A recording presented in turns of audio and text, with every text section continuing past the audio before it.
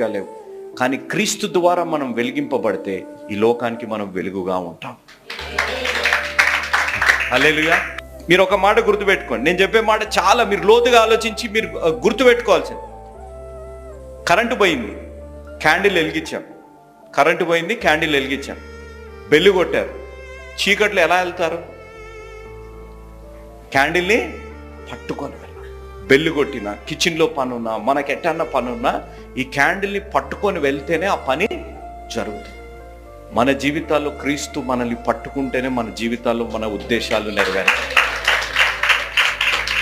ఆమేన్. దీన్ని ఆ విధంగా మనం పట్టుకొని ముందుకు వెళ్ళాలి అనేది మనం గ్రహించాలి. కొన్ని మార్లు ఈ క్యాండిల్ చేతుల్లో ఉంటేనే పనులు అవుతున్నట్టు మన జీవితాలు క్రీస్తు చేతుల్లో ఉంటేనే మన జీవితాల్లో వెలుగు, మన పనులు, ఉద్దేశాలు మన జీవితాల పట్ల నెరవేరబడతాయి అనేది మన జీవితాల్లో గ్రహించాలి.